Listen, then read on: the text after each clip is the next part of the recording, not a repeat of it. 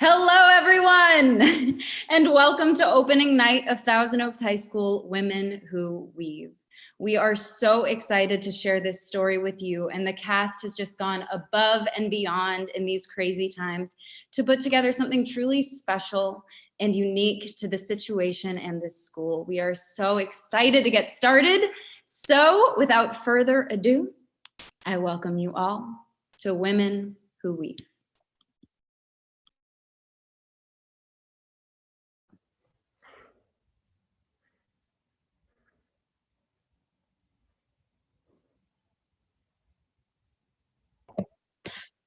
Atalanta! Atalanta? Did you hear me calling? Yes. Do you want to talk about it? No. All right. It's not fair. What's not fair? Nothing. I can't help unless you tell me what's wrong. You can't do anything. Nonsense. I have other superpowers is part of the job description. My head hurts. That's a quick fix. That used to always do it for you. Well, that's not a real superpower. Hercules can crack a boulder with his bare hands. Were you crying? No. Yes.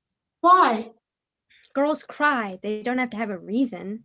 They most certainly do. If you say so. You were with Manager today. How is he? Fine. I hear he's going to Caledon. Are you going with them? You have my permission to go.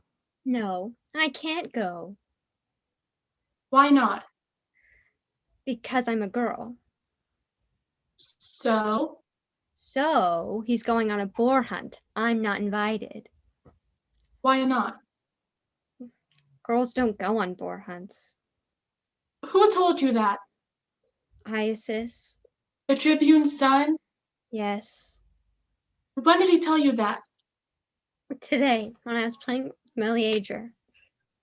What happened? They're holding the games next year. Did you hear about that? Games? It's this new idea some guys from Sparta came up with.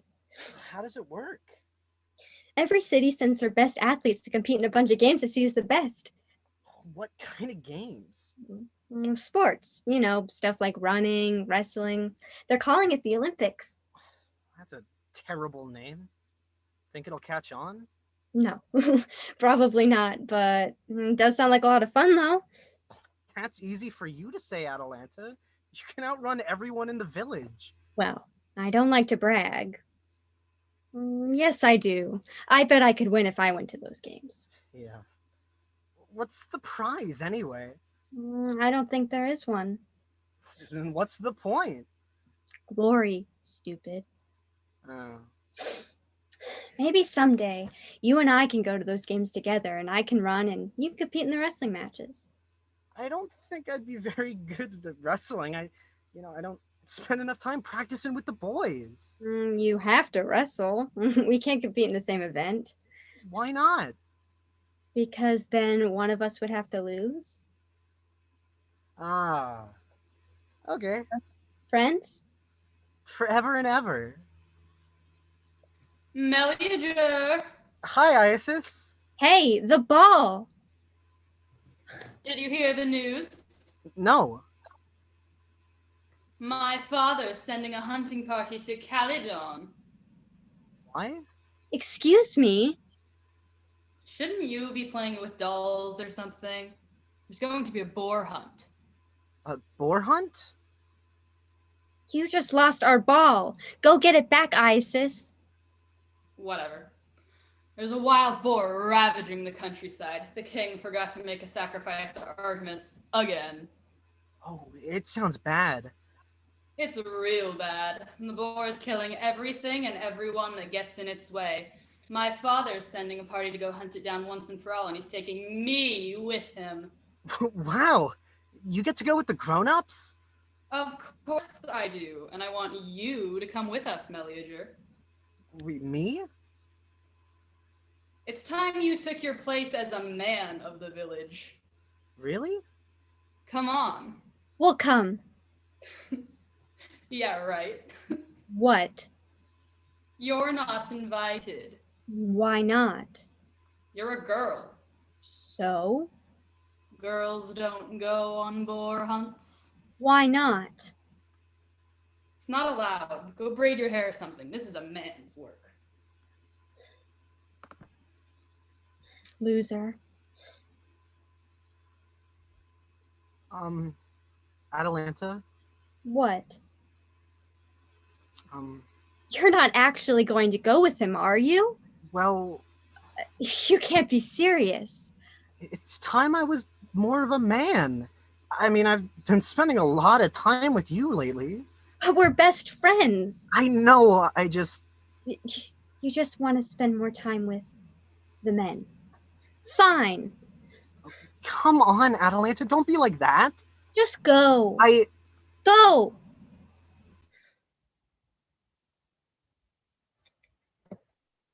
And then what? Well, I guess I got to thinking about it. Isis is right. Girls don't go on boar hunts. That requires athletics and stuff, and girls can't even hit as hard as boys. There must be something wrong with me. There is nothing wrong with you, Atalanta. Oh yeah? How come I don't like to do girl things, huh?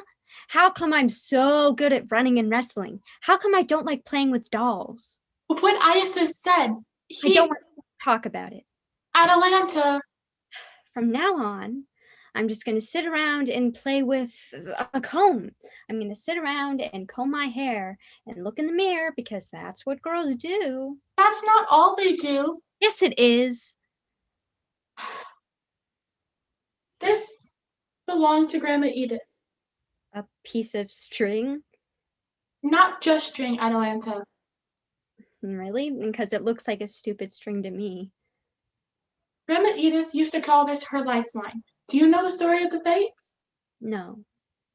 Indulge your mother on this one. Mortals all live in fear of the gods.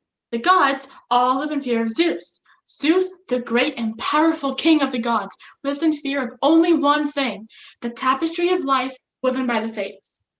Your grandmother used to say that her hair was frizzy because her string on the tapestry of life was frayed. Is there a point to this? The point, Atalanta, is that the Fates spun your string to be just so. You are who they intended you to be. Well, they obviously made a mistake. Dinner will be ready in half an hour. The fates made me right. I'd be a boy. Then I could go on a boar hunt with all my friends and be normal. I hate being a girl.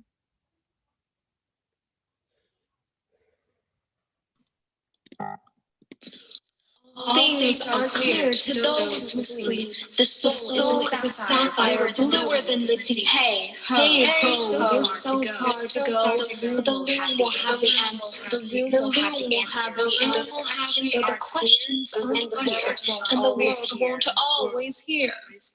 What? Where? Hello, Atalanta. Hello, Atalanta. Where am I? No man's land. A place that mortals never see. In fact, you're our first visitor ever. At least for a very long time. Ever. Long time. Ever. Long time. Ever. Long time. Ever. Long time.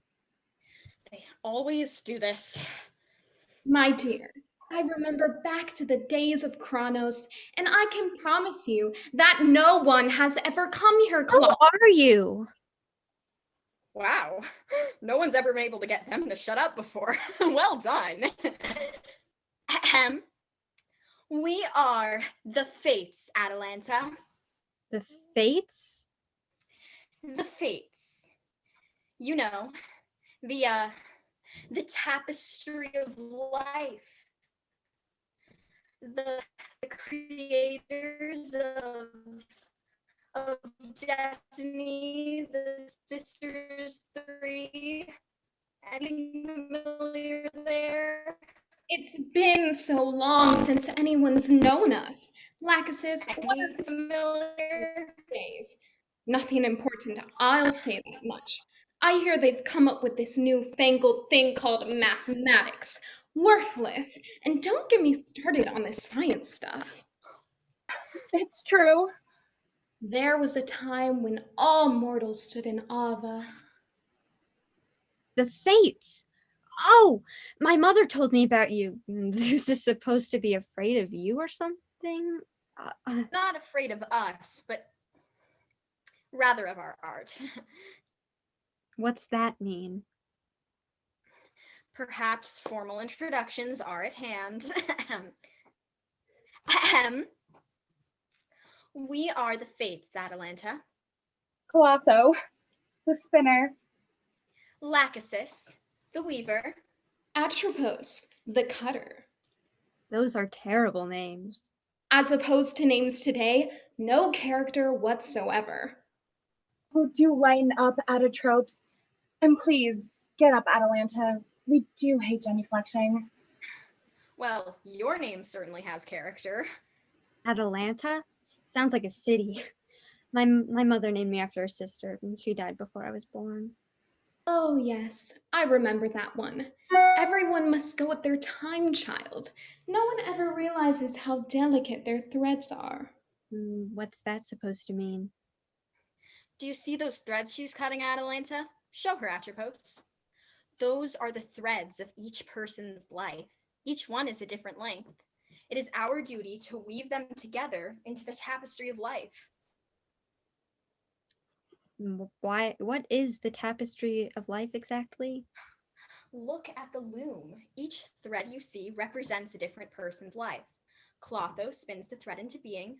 I weave it through the path each person's life will take, and Atropos cuts the thread. Why is Zeus so afraid of you? Zeus is afraid of the tapestry because he knows he has absolutely no control over it. We decide the fates of the human race, and Zeus must abide by our decisions. That's a pretty important job for a bunch of girls. He doesn't have to like what we decide, but he'll go along with it.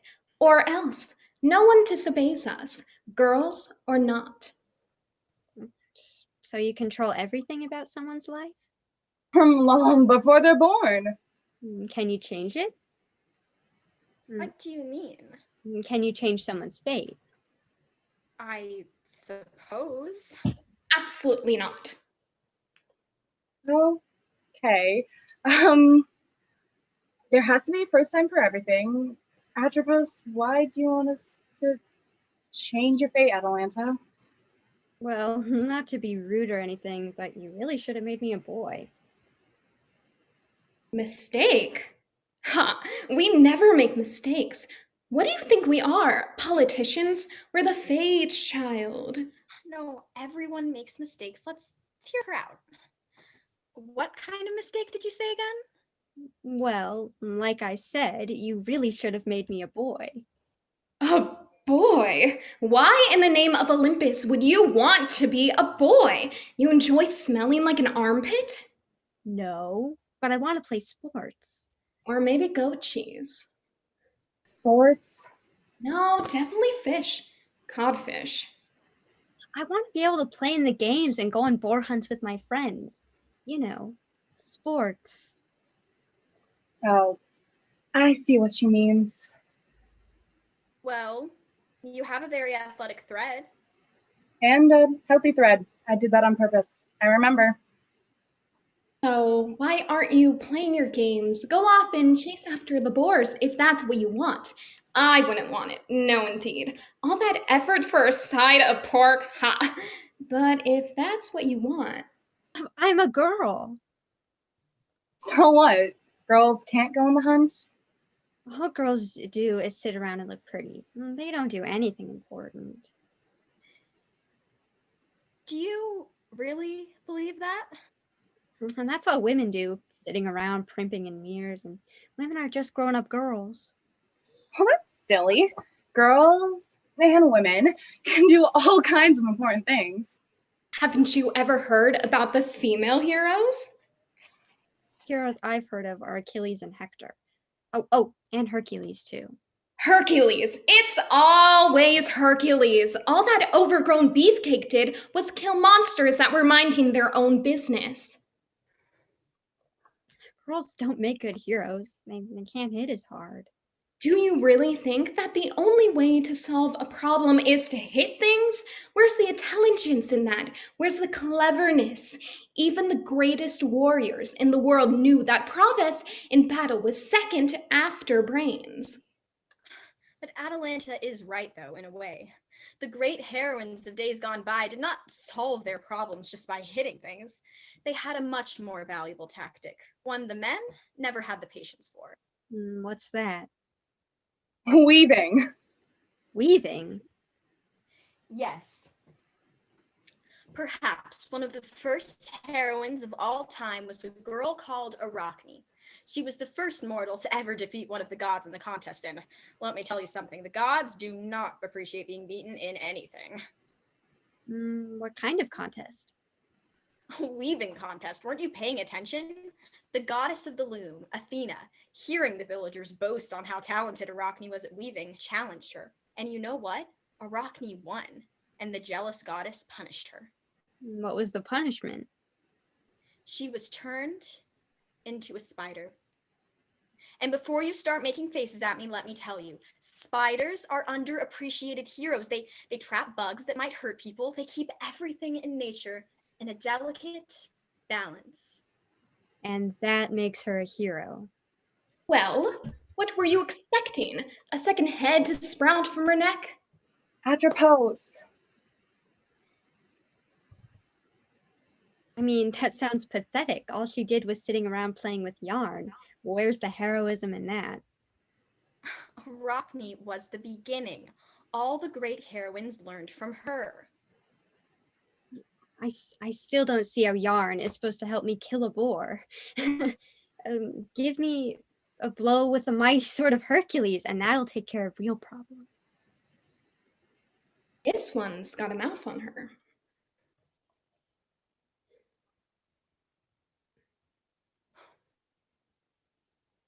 You know, you should stop being so stubborn and engage the mind before you engage the mouth. Atropos. Don't you atropos me. She's closing her mind off to the possibility that a woman can do anything besides sit on her rump. Well, Atropos, what do you suppose that we do about it? Oh, I have a pretty good idea. Now, where is that thread? Who are you looking for? I'm looking for Penelope. It's here. Now, you pay attention, young lady. All right. To hear is not enough. To see is not enough. One must be in order to truly understand. I spin the tale of Penelope. Penelope. Our fates are tied together from our origins in the womb. The ties that bind our lives together, the tapestry on the loom. The spindle turns, so does the world. To future from the past. The fate is set in motion, and the die is swiftly cast. Penelope.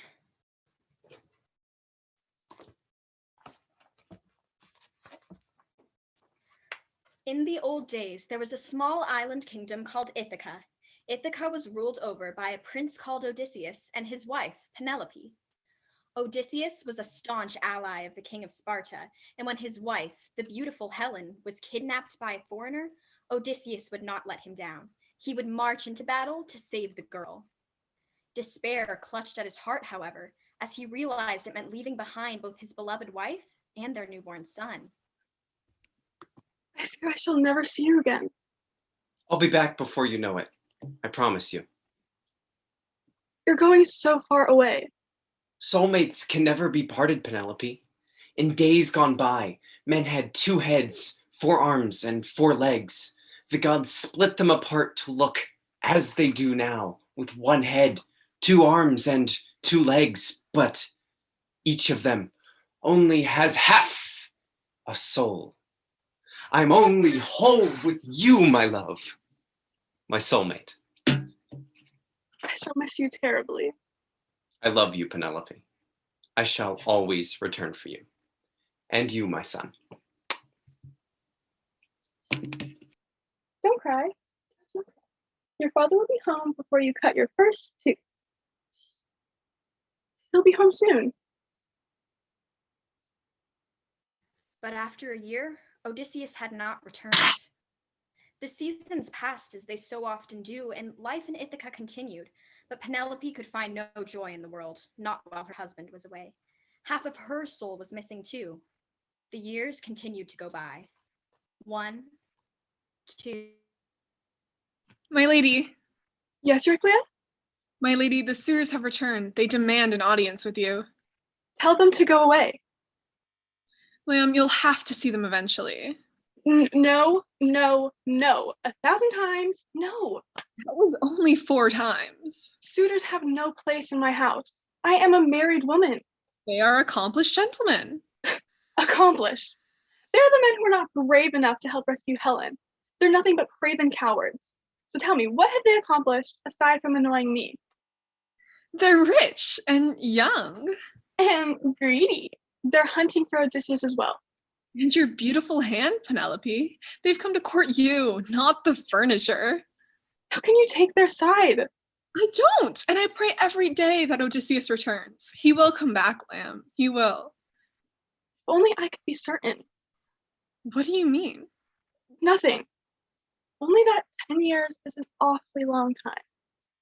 Have patience, child. He'll return. When?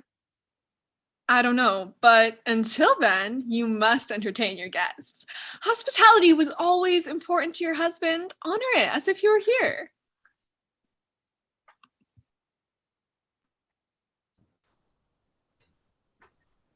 Fair Penelope. Wise Penelope. Gracious Penelope. Virtuous Penelope. Enough! God, angry Penelope. You both overstep your bounds too far. I have a husband. Vie for the hand of some unmarried maiden, because I will have none of you. Sweet, sweet Penelope. No more. It's been 10 years since the Greek coalition left for Troy. 10 years, 4 months, 2 weeks, and 6 days. No war lasts that long, Penelope. Surely he's dead by now. Bite your tongue for such a thought. Do you deny the possibility? I Yes? not deny it. You are young and beautiful. Let go of the past. It's time for you to choose a new husband. No! I shall have no husband but Odysseus. There are great men in Ithaca, some as great as Odysseus. Surely one of us is worthy of your hand. Worthy? You're nothing but petty thieves. Thieves and cowards who cannot fight alongside the great warriors of Greece. You come here and consume my livelihood, stealing from me at every turn.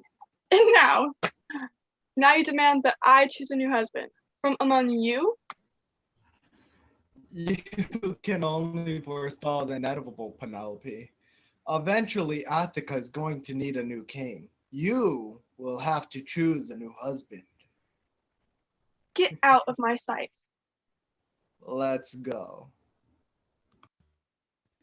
Penelope was beginning to lose hope when a most fortuitous thing happened. My lady, news, most wonderful news. It was a servant of the Spartan king. What is it? My lady, this youth brings news of Odysseus, your husband. Quickly, bring him wine. Oh, wait, no. Take his armor. Oh, guest friendship demands that we feed him, so summon the cook too. Oh, stop. Hospitality. First bring him a chair. Oh, but... Milady, will you hear my news first? Yes, say it quickly. Tell me this and nothing more. Is Odysseus alive? Oh, say he's alive. Say he's alive, and I'll give you the whole world. Oh, but if he's not. No, I must hear it. Tell me quickly. Milady, Odysseus is alive, and well, the hero of all of Greece. The gods can be kind. For 10 years, the battle went on. The armies were so equally matched in power, it seems no one would just claim victory. Only the shrewd mind of your husband saved us from another 10 years of fighting. He always was a clever boy. What did he do? He used timber from the ships to construct an enormous wooden horse that was hollow on the inside. The Greek army retreated on their ships behind a nearby island. All but a few men, brave of the brave, among them Odysseus, was inside the horse. The Trojans took it for surrender and wheeled it inside of their fair city. In the dead of night, the Greek army leapt out of the horse. Helen was rescued in a matter of hours from the city of Troy. Oh boy. Enough talk of war. When will he return home? The Greeks set sail soon after. In about 2 weeks, Odysseus will be back in Ithaca. Praise Athena. Quickly, Euryclea. Good news must be rewarded. See how this youth's belly is full. My lady. Penelope watched the sky from morning till dusk, but the white sails never came. A week passed, a month, a year, 5 years, but still, Odysseus did not return. Unfortunately, someone else did. Fair Penelope. Wise Penelope. Gracious Penelope. Virtuous Penelope. Enough. Odysseus, it's been 15 years, Penelope. And I shall wait another 15 if I have to. Odysseus isn't going to return. He will return for me.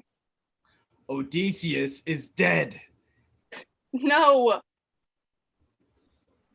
If he's dead, and if not, Yes? if his love for you is as strong as you say, he would have returned by now.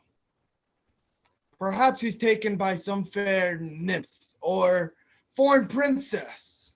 How dare you? Allow me 1 more year. No, no more stalling. You cannot do this. You can't. If he really is dead, as you say he is, then it is only proper that I pay him the respects of a dead man. What do you propose? Allow me time to weave a burial robe. There is no body. Odysseus shall have a proper funeral, whether his body is in the robe or not. Okay. And once I have finished my weaving, Yes. then I shall choose a new husband. Are we agreed? Agreed. Penelope began her work. Her skill in weaving was flawless, and soon bright and handsome colors filled the loom. Day in and day out, the suitors gathered to watch her work. A week passed, a month, a year, yet the shroud never seemed to be finished. It's late. Off to bed. Good night, gentlemen. Good night. Around midnight, the old nurse, Euryclea, found she couldn't sleep. Penelope? Euryclea! What are you doing? Nothing. Go back to bed. You're unraveling your own work. Shh. Yes. But why? I love Odysseus, and I shall not choose a new husband. I shall wait as long as I have to for him to return. But if the suitors should see. The suitors shall never see. Every day as I'm weaving, they're not looking at the cloth. They're looking at me and my riches. They couldn't name a single color of thread I'm using. But you mustn't tell anyone. The more the pity. Why? I wish I could shout it to the rooftops. The wife of Odysseus is the cleverest woman in all of Greece. The ties of the loom can be severed. The ties of true love shall not be. You could keep this up for years, my lady. Years. No one would ever be the wiser. You could hold them prisoner forever, Penelope. I shall wait as long as I have to. These greedy pigs shall never see anything of my husband. Not his land, not his estate, and not his true love. Patiently the suitors waited, never once becoming aware of what was going on, for indeed they were far too dim to even bother looking at the burial robe. No, they wasted away in the palace of Odysseus, waiting for Penelope to choose a new husband. And they are still waiting there today. They really fell for that? You bet your britches. Now, don't you see how women can serve as heroes using their thread? I don't know. I mean, sure, that was really smart, but there's no real danger there. No danger? What's the worst that can happen? She's forced to marry an ugly blob of flesh? Not exactly the highest of stakes, and besides, as soon as Odysseus returns, he'll just kill them. Being forced to marry someone you don't love isn't high enough stakes for you? This one isn't a romantic. Don't mind her, she's always grumpy. Here's the danger. The real, physical, boar hunting danger. Because from where I'm standing, this doesn't give me any more of a chance at a boar. Penelope wouldn't last 5 seconds. She'd just stand there and go, "You shall not hurt me." That's not the point of the story. The point is to be clever instead of brutish. If Penelope were a real hero, she would have confronted the suitors instead of hiding behind that loom. That's what heroes do. They face danger head on. She doesn't seem very brave to me. She just sat there. Brave? Yeah, that's what makes someone a hero. Going face to face with danger. Well, no one learned the true meaning of bravery more than Theseus. Who's Theseus? The greatest king of Athens? He was most famous for facing the monster, the island of Crete. Well, don't forget where he learned his bravery. It was from Ariadne. Ariadne? Is that a monster? I want to hear about the monster. Oh, silly. Ariadne was his true love. She was awfully clever. That's why he fell in love with her, you see. She had a beautiful mind. She taught him the true meaning of courage. And did she defeat a monster? Because that's my kind of heroics. Of course it is. Take that, fiend. I'll knock out your eyes and I'll cut off your head. Knock it off. Well, no. Ariadne never defeated a monster exactly. She took on a much deadlier fiend. What's that? The unknown. What? It was the most remarkable trick. Really remarkable. Really, it was one of the cleverest things you could think of. Clotho, Yes. fetch me Ariadne's thread, will you? You know, us fates aren't supposed to play favorites, but I've always suspected Clotho was a bit partial to Ariadne. I heard that. It's true. Ariadne. Well, all right. To hear is not enough. To see is not enough. One must be in order to truly understand. I spin the tale of Ariadne. Ariadne. Our fates are tied together from our origins in the womb. The ties that bind our lives together is a tapestry on the loom. As the spindle turns, so does the world to future from past. The fate is set in motion, and the die is swiftly cast. Ariadne.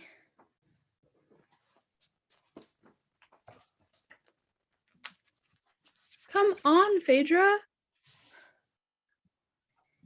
The jewel of the sea was a little island called Crete. Crete was ruled over by a king named Minos. He had no heir, but he had 2 daughters. The eldest was named Phaedra, and the younger was named Ariadne. One night, the 2 of them did something they weren't supposed to do. Come on, Phaedra. They told us not to come here for a reason. Hurry up or we'll get caught and then they'll know what we're up to and we'll never get a second chance. Well, we can come back in the morning when it's light out. On his estate, Minos had an enormous maze carved into the rock of a natural cave. Everyone called this maze the labyrinth. No one who entered the labyrinth ever returned again. I want to see it. But Ariadne... Come on. Of course, there were many rumors about the labyrinth. One of the most popular and well-known was that deep within the depths of the maze lived a horrible monster. Everyone lived in fear of this monster, though no one had seen it before. But again, people are often afraid of the unknown. Most people. Do you see anything? No, nothing. Okay, we should go back to bed. No. We can come back in the morning when it's light out. I'm going in. But you can't. Well, I can't see anything just standing around here. Don't you dare. Phaedra, let go. I won't let you go in there. Phaedra! Who's there? Oh no. Phaedra? Ariadne?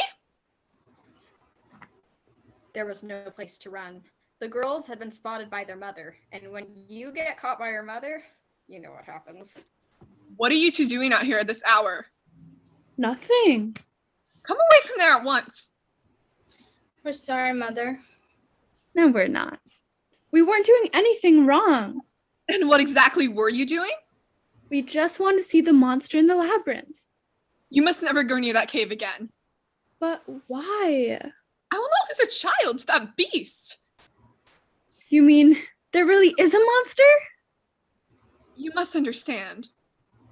Understand what? This is a very difficult story for me to tell.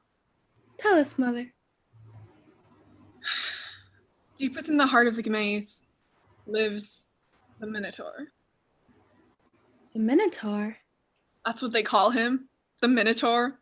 The bull of King Minos. So, the monster is a bull? No. The monster is because of a bull. When your father disobeyed the gods, refused to make the sacrifice of a bull, they punished him. What was the punishment? At the time, I was carrying a child in my womb. They put a curse on me and my child, a curse of transformation. Transformation? When the time came, I gave birth to a son. We had a brother? When he was born, his body was twisted, and he had the horns of a bull. A bull? A reminder of how your father betrayed the gods, through a bull. What happened to him? Your father was shamed beyond repair. He ordered all the servants who had seen the child to report that it had died, and to never speak of it again. At once, he sent for the finest architects in all of Greece, and had them construct the maze, the labyrinth. But why? A place to hide away his ugly son, the Minotaur. He was so ashamed. Once the labyrinth was constructed, it was placed in the very center and locked away. I was told I must never think of it again. So, the monster at the center of the labyrinth is our brother? How awful! No, that thing is no brother, it's a monster. But you must never tell anyone. Promise me, both of you. Promise me you won't tell another Cretan that awful secret. We promise. Promise. And you must never go and try to see it for yourself. It would rip you to shreds. Promise me. Promise me you won't try. We promise.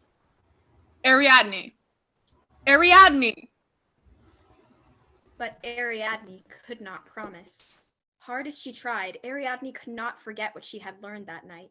The days passed into years, and Ariadne grew into a beautiful young woman. But her heart was always sad, knowing of her long-lost brother and the deep shame her father harbored. Many years later, a stranger came to Crete. His name was Theseus, the son of the king of Athens. After a great war against Athens, it was decreed that every 9 years, a tribute would be sent in the form of a young person. When the time for the tribute came, everyone was shocked when Theseus volunteered to come, knowing full well that Minos sent the tributes to a horrible fate, deep within the heart of the labyrinth.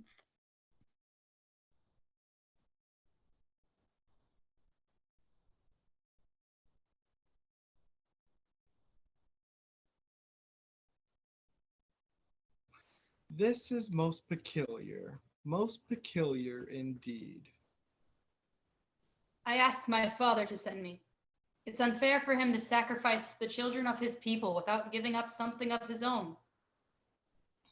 Noble sentiments, but I must tell you, that even Athens will continue to send tribute when 9 months come and go. I understand. And your father must also know that even giving me his own son will not change my mind. Of course not.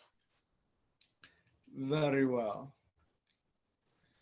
Tonight you're being sent to the dungeons. In the morning, I'll have you sent to the labyrinth to meet your fate. Ariadne! Give it back! You'll have to do better than that, Turtle. Father! Father! Make her give it back. Make her give it back. It's only in good fun, Father. The moment Ariadne set eyes upon the handsome Theseus, she felt her heart dance in a way it never had before. Phaedra! Ariadne! How many times have I told you to not run around this castle like harpies? We're sorry, Father. We didn't know you had a visitor. He's not visitor. He's the tribute. Theodore! Theseus. Whatever. The tribute? Yes. He's the tribute sent from them Athens. If you two don't stop this foolishness, I'll send you there as well. From now on, stay away from my hair ribbons. Yes. Ariadne? Ariadne, it's over now. Father's gone. Don't be afraid. He barely yelled at us this time. Did you see him? Who? Theseus. The Athenian? Yes, I saw him. What of it? He's so handsome. Are you taken with the human sacrifice? A little, perhaps. Well, you better let it go. You're never gonna see him again. By this time tomorrow, he'll be dead. But Ariadne could not forget the stranger. That night, Ariadne stole away from her bedroom and traveled down to the dungeon. After bribing the guards, she managed to find her way through the darkness to Theseus. He shone like a beacon of light.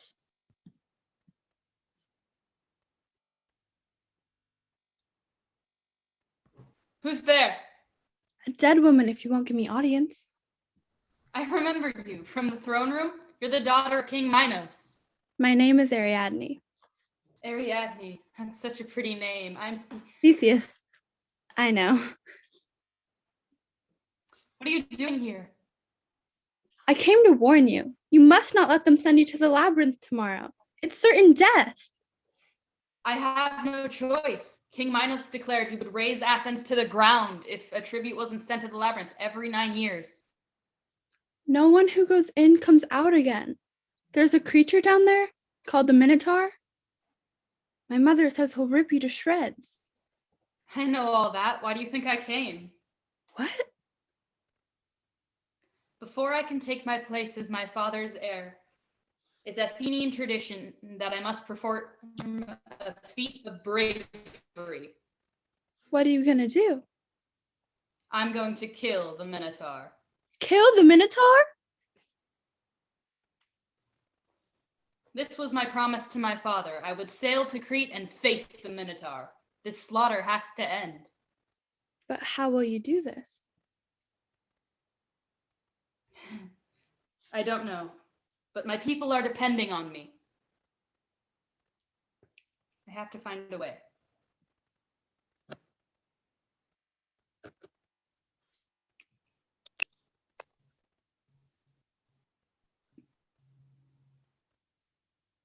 I want to see you again. I can't explain it. There's just something. I'll come back. Do you promise? I promise. The next morning, Ariadne awoke in a cold sweat. She knew that today would be the day that Theseus would be paraded down the streets through the labyrinth, and that she would never see him again. Ariadne? Surely there had to be some way to save him from such an awful fate. Ariadne? There had to be a way through the labyrinth. Ariadne! The gods could not be trusted with such an important matter as this. Ariadne! What? Honestly, we're never gonna finish if you keep moving so slowly. I'm sorry. What's distracting you? You're still thinking about that Athenian, aren't you? Tell the truth. Perhaps. I knew it! Once again, you're obsessed with the human sacrifice. Stop calling him that. But that's what he is. His name is Theseus. Theseus or not, that doesn't change the fact. Nothing will change that fact. Nothing. Do you really think you could spare his life? Tears won't move father.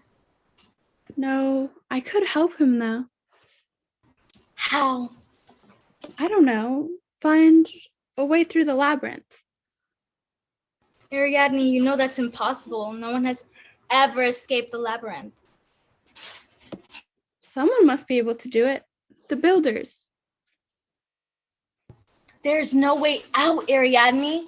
And even if there was, do you realize what it would mean to try and rescue the Athenian? Apart from angering father, there's a very good chance you could come face to face with him. The Minotaur? You remember what mother said. I remember everything that mother said. Not a day goes by I don't think of it. He'd kill you. It would kill you. Theseus means to kill him. His people are depending on him. It's not fair. Let it go. Theseus was a dead man the moment he set foot onto Crete. There's no saving him. Don't get tangled up in this mess, Ariadne. Perhaps. But then again, perhaps there was a way. The labyrinth was dark and cold. Theseus! Ariadne? Theseus! What are you doing here? I had to come. This practice is wrong. You've done no injury to my father. You don't deserve to die. No one deserves to die. That's why I have to end this slaughter once and for all. But how will you do this? The gods. Instead of putting your faith in the gods, put it in me. Ariadne. Let me come with you. You're very brave, but you could be killed. So could you. Maybe together we stand a chance. As we walk, the string will trail behind us. And when we want to escape, we can follow it back to the entrance. May all the women of Greece someday be as clever as you. There is one thing. What? In return for this, you must grant me one favor. Anything, just name it. No, not yet. When the time comes. All right, I promise. And so the two began their trek through the maze. Around and about the many twists and turns of the labyrinth they went. Behind them trailed the string, their lifeline that would bring them back to the entrance again. The labyrinth grew darker and colder, but they were not afraid. They passed the lifeless remains of countless Athenians from days past, innocents who had been torn apart by the mighty Minotaur. All this time they knew that at any moment... Theseus! Theseus, wait! You're the one that killed them all! Theseus! The Minotaur was powerful, but Theseus was quick. So quick that... No! Don't hurt him! What are you doing? I won't let you hurt him. This thing just tried to kill us! You! It speaks. You try kill me first! You killed all these people! Someone had to stop you! They try kill me! When I gave you my string, you promised to give me a favor in return. This is it. I asked You spare the Minotaur. Spare the Minotaur? Why? I can't tell you. What? I promised my mother I would never tell another Cretan, and I have to honor my word. I have to. But you're not a Cretan. Then tell me. He's my brother. What? Brother by the same father, same mother. But it's hideous, and you're so pretty. A curse of the gods. Punishment for the crimes of my father. Something he didn't deserve. You should know what that means, Theseus. Brother? Yes. And if you want to kill him, you're going to have to kill me too. You said to become king, you had to perform a feat of bravery? Yes. Well, sometimes it takes more courage to be merciful than to be cruel. You're right. No kill? No kill. No one What? No one show me kindness because I'll try kill me. Those days are over now. Over? I promise. My ship sails for Athens tonight. I'll take him with me. He'll never have to be locked away in here again. Athens? Yes, my home. No. No?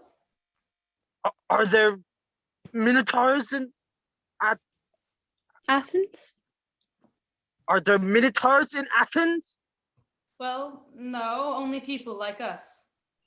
No go. Why not? Better to be all alone. All alone. This is his home, Theseus. Would he really be accepted in Athens? Well, no, I suppose not. I stay. Keep this with you, in case you ever change your mind. When I return to Athens, this will end. I will tell all the people of the great mercy of the Minotaur. No one will ever try to kill you again, I promise. And with that, Theseus and Ariadne began to retrace their steps back through the labyrinth, following their string. Thank you, sister. Under white sails, Theseus left Crete, sailing back to Athens. Ariadne was at his side. Never again was an Athenian cast as a sacrifice to the Minotaur of the labyrinth. No one knows what happened to the Minotaur himself. Some say he remained in the maze till his dying day, others that he eventually followed the strands of Ariadne and disappeared into the night. He never killed again. It is clear that familial ties changed him forever.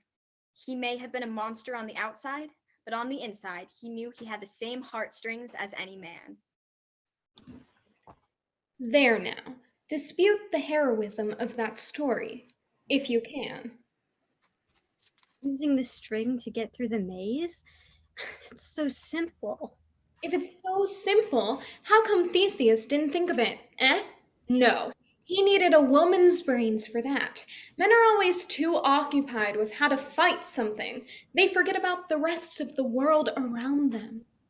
Don't be unkind, Atropos. Men can be perfectly clever too. Think of Odysseus. Bah! Look, that's great and all, but a boar isn't exactly going to be hiding inside of a maze. Besides, Ariadne could have just run away, followed the string back, and shut the door behind her. Problem solved. There's still no real danger there. No blood and guts. Blood and guts? You can't please them all. Come on, Clotho. Wait. This one won't take what we have to give. There may be something. Or someone? Who? Philomel. No, I don't have the energy for Philomel. Oh, come on, Atropos. Be a friend. This is the last one. I knew you'd cave in. Oh, did you? I've got the thread.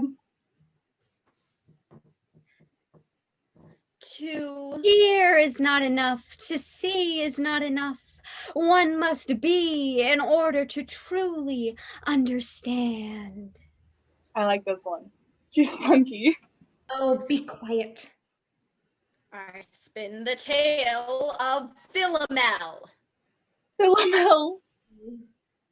Our fates are tied together from our origins in the womb. The ties that bind our lives together, tapestry on the loom. As the spindle turns from dust the world to future from the past. The fate is set in motion, and the die is swiftly cast. Philomel.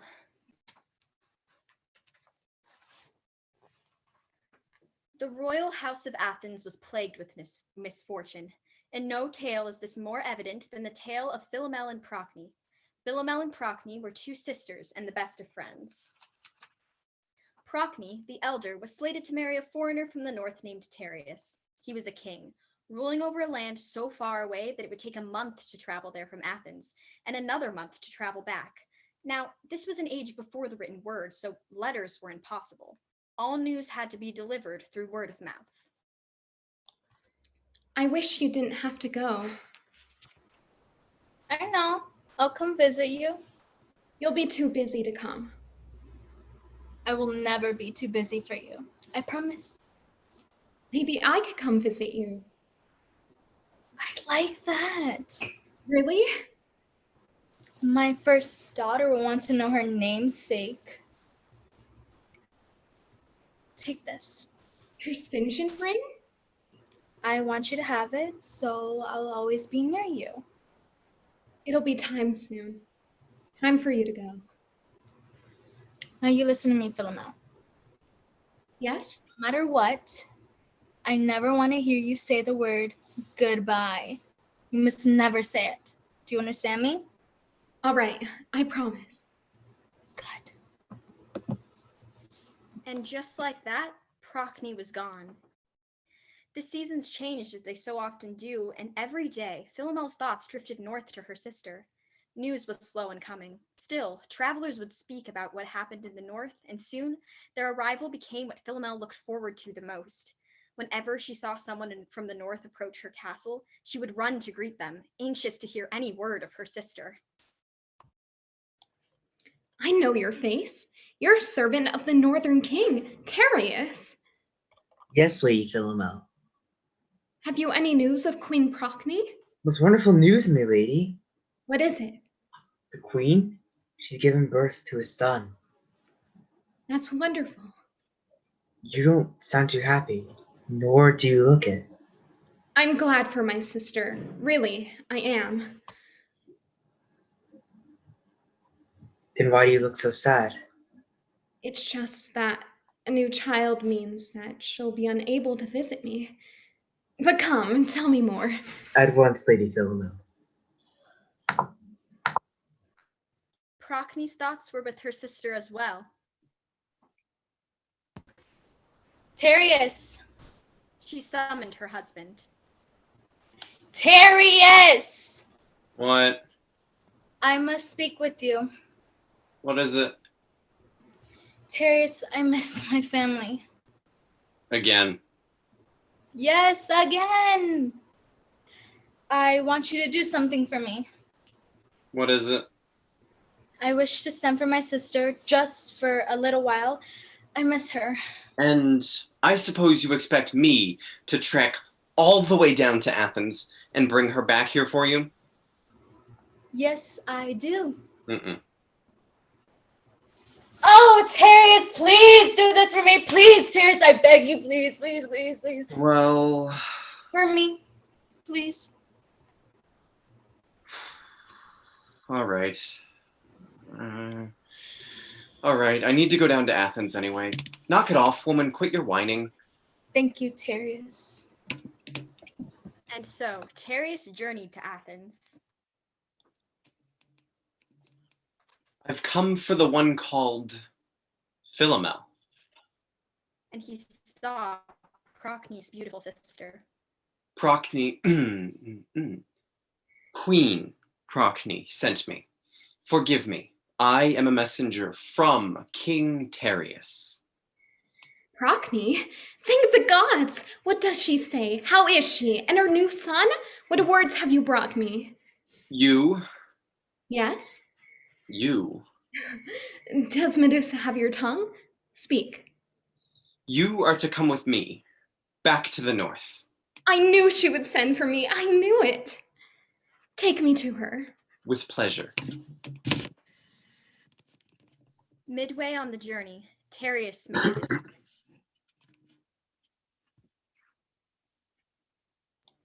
Why are you so silent today?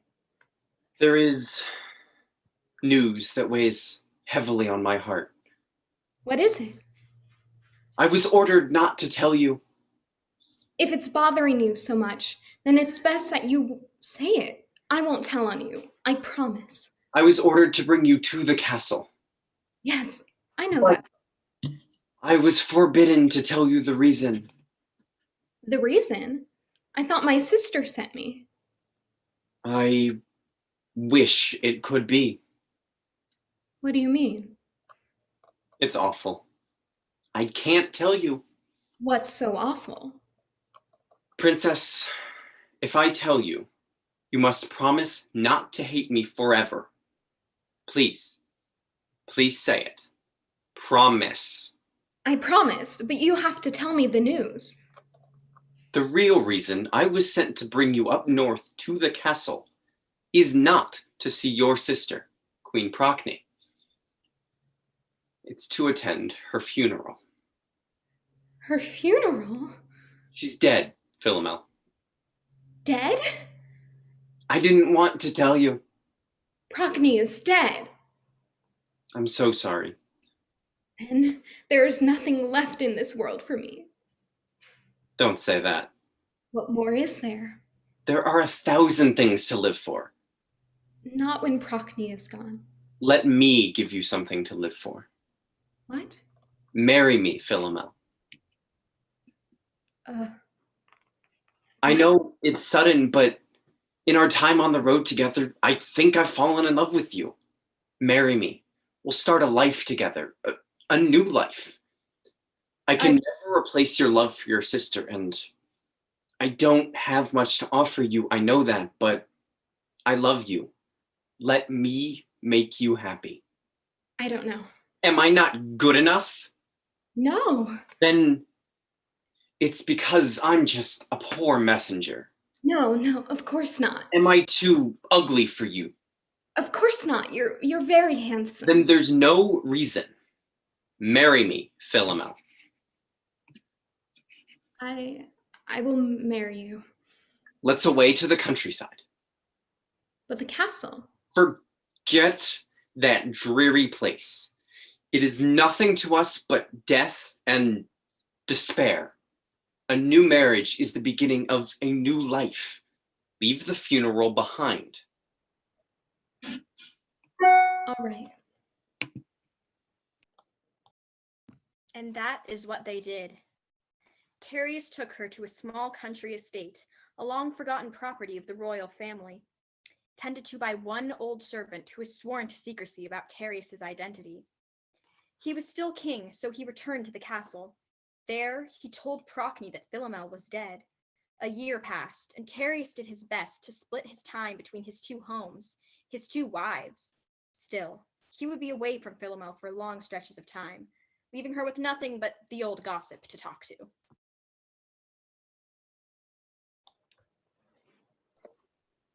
What's that you're working on? Nothing. Just a cover for the bed. Will you never weave a baby blanket? Honestly, you have been married for a year already. People are starting to talk, you know. By my account, our queen was already a mother by this point in her marriage. Yes. And now a second one. How proud the king must be. Second one? Yes, I was speaking to the miller down the road this morning. Now, he said that the blacksmith told him that old Nestor's wife told him that the night watchman told her that the queen had a daughter a few nights back. Of course, everyone knows that Nestor's wife is a good-for-nothing liar. And this is her second child? I forget that you're so a stranger in these parts. She had a son last year. I mean, Nestor's wife said she was there, but as I said before, she... Quickly, tell me, What is the name of the new child? Her name? Yes. Let me see, now that I think of it, the queen gave her your name, Philomel. At least that's what the miller said, but he's kind of a bit daffy, though. He told me the other week. At once, Philomel knew that her sister was alive. He told me the other week that he saw Pomona with Arian, but everybody knows that Arian is in love with Vertimanus. I certainly wouldn't look twice at Arian after seeing. Oh, Master, you've returned. I'll get supper started at once. My love, what's the matter? Your love? Your love, indeed. What's this? My sister is alive. Yes. How could you? Don't be angry with me, Philomel. Answer me. How could I? I fell in love with you, my dearest. And told me my sister was dead? You can hardly fault me for wanting you all to myself. Besides, Procne would never let me have you. If you had courted me properly and asked my father for my hand, she would have had no say. Well, that's not entirely true. What do you mean? Procne's my wife. Terrius! Yeah. Villain! Fiend! Dog! Philomel. Brute! Philomel. Heartless liar. Stop it at once. Oh, believe me, it ends now. Do you really think you'll get away with what you've done? I will find a way to let the world know you'll be a disgrace, an outcast among civilized men. You don't mean that. Oh, yes, I do. Terrius' heart was seized, not by anger at what Philomel said, but by fear. The fear that she would be right. Should anyone know what he had done to the sisters, he would lose everything he had. No. Terrius took hold of her with a fire in her eye and his eyes that he had never seen before. Afraid, she fought against him, tearing through the house. Philomel was quick, but Terrius bounded after her, upsetting tables and chairs, none of which disturbed the old servant. Around the house they ran, but Terrius soon overtook her. He flung Philomel to the floor and held her head back as he drew a knife. He was posed to cut her throat, but when she looked up at him with her beautiful eyes, the ones he had fallen in love with, he found he could not do it. Yet he knew that if she had the chance, she would tell the whole world what he had done. In an instant, he wrenched open her jaw and sliced out her tongue. Without it, she could not share her story, and the truth would fall silent. Terrius left for the castle at once to tend on his other wife and their newborn child. Philomel was left in despair. Without her tongue, she could not speak, and it seemed that Terrius would be safe. You must remember that this was a time before writing. Words could not be expressed on paper. How would she explain it? Brooding, she paced through the house, fear clutching her heart as she knew that any day Terrius would return. If she could not reveal what he had done, she would kill him. At once, she ran to Terrius's room for his armor. She sought his sword, but what she found instead gave her a most wonderful idea. Terrius kept a shield in his closet, one crafted by the finest smith in Thrace. It was unlike most shields because instead it told a story, not in words, but in pictures. She was no smith, but there was something she could do. Philomel could trap him yet. At once, she set to work on the loom, weaving a magnificent tapestry. And she had great cause, for she could not allow her story to go unheard. In threads of red and blue, she produced the whole account of how Terrius had wronged her. When Philomel was finally finished, she sent for the old woman. You sent for me, my lady? What can I do for you? What do you want me to do with that? Take it where? Go where? A dome? Triangle? A pyramid? Oh my gosh, the pyramids. Cake? Oh, was it a birthday present for someone? Oh, I love parties, but I'm really certain it's no one's birthday. Although, Nestor's wife, she is always lying about her age. Everyone knows that she is older than dirt. Well, oh, no. Okay, let me guess again.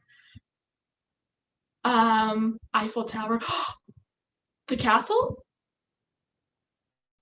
Are you mad? They'll never let me in. But how? What's this?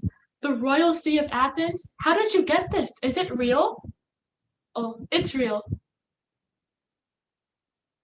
And then give it to a tiger, a jaguar,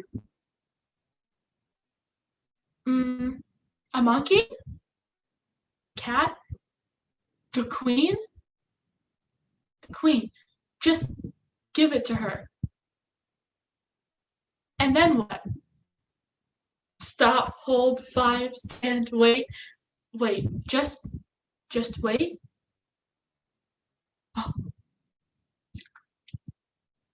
Oh, right. Oh, Nestor's wife will just love this. The befuddled old servant made her way through the castle until she came to the palace. She would have gotten there sooner, but she stopped to brag to Nestor's wife about her important task. Well, Philomel could not speak and had something important to say. For the old woman, it was quite the opposite. Eventually, she arrived. When the guards saw the ring with the royal signet of Athens, they let the old woman pass, and soon she found herself in the chamber of the queen, who, after a year, was still mourning her sister.